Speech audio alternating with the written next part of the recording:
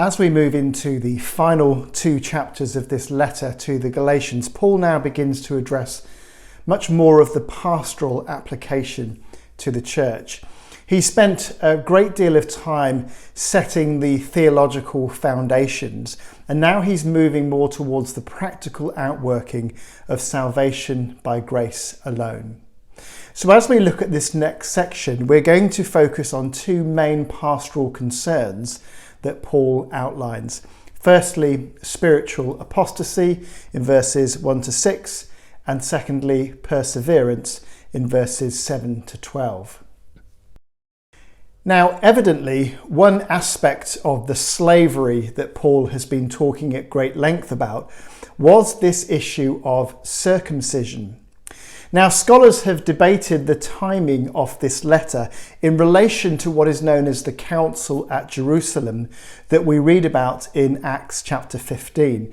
And Paul had been a key player in this incident. Certain people came down from Judea to Antioch and were teaching the believers, "Unless you are circumcised according to the custom taught by Moses, you cannot be saved." This brought Paul and Barnabas into sharp dispute and debate with them. And so the apostles and the elders met together to try and work through this issue. And their conclusion was clear, that since both Jew and Gentile had been purified by faith, it wasn't necessary to observe the law in order to be saved. Now keep this in mind as we come to Galatians 5. There are good reasons to believe that the council at Jerusalem came after Paul's letter to the Galatians. Time forbids us from looking into that at detail.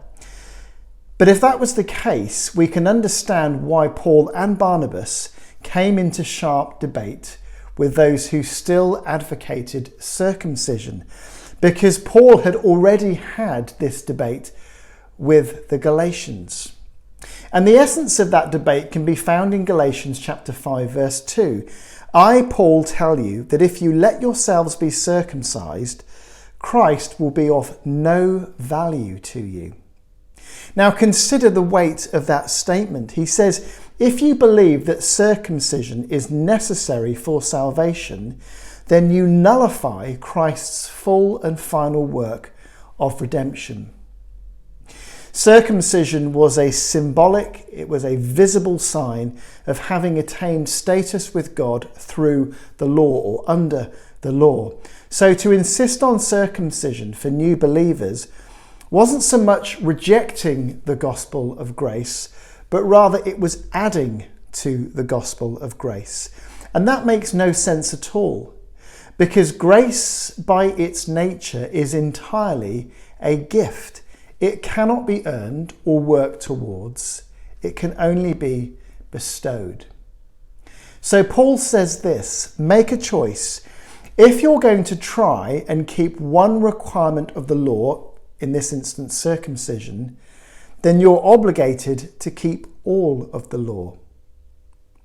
Whoever keeps the whole law and yet stumbles at just one point is guilty of breaking all of it.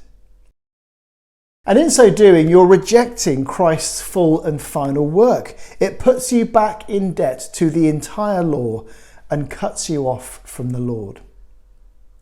And so the first concern for Paul is spiritual apostasy, a public denial of a previously held religious belief and a distancing from the community that holds to it.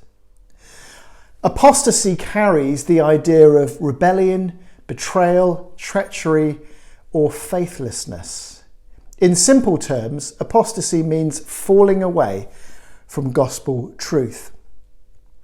Whether you add to the gospel or take something away from it, you have still fallen away from it. Look at these words from Jude.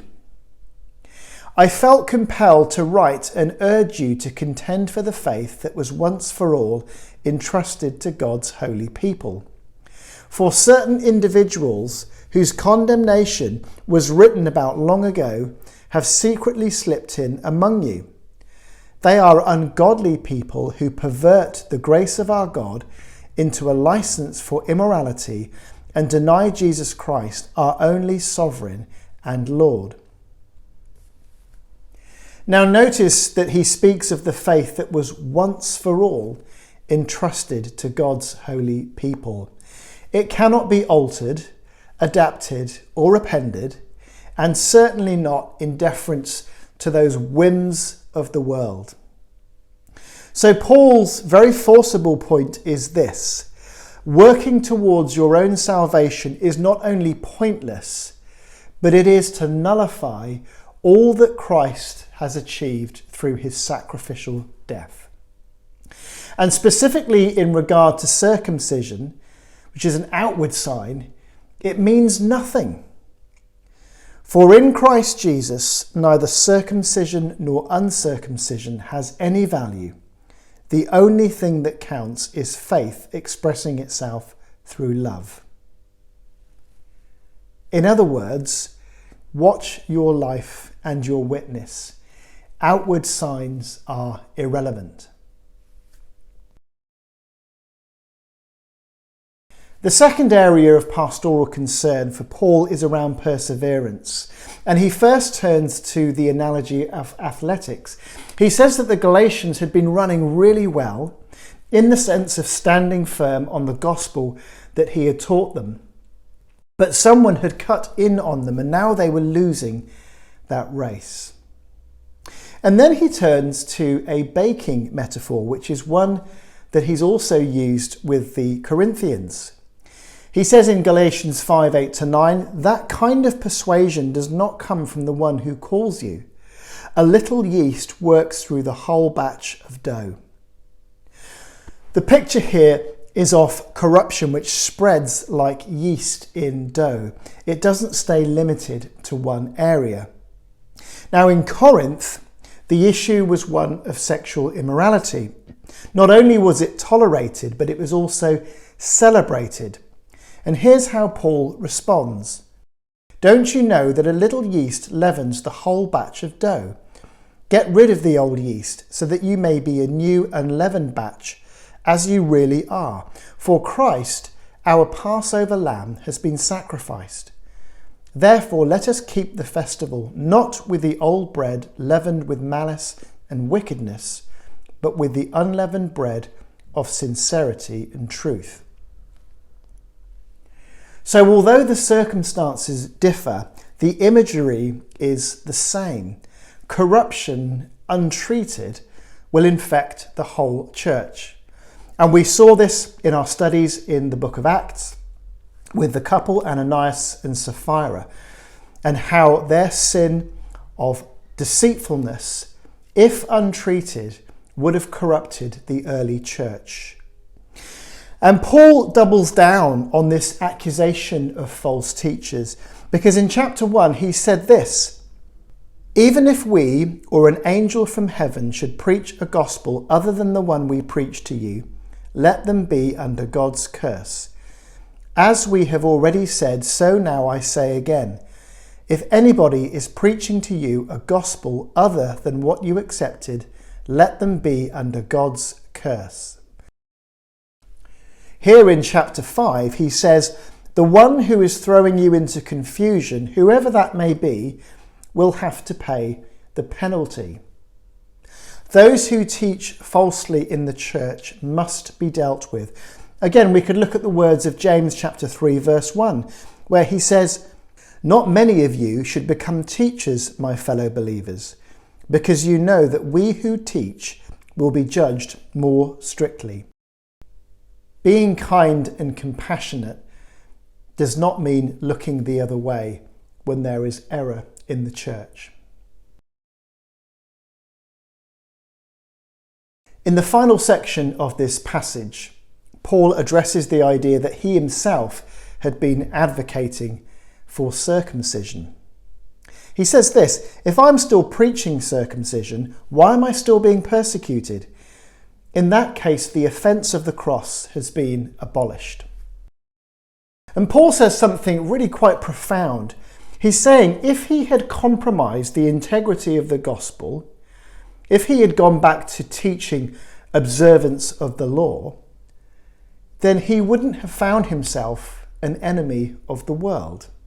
His preaching would not be offensive because people would be taught that they could earn their own salvation.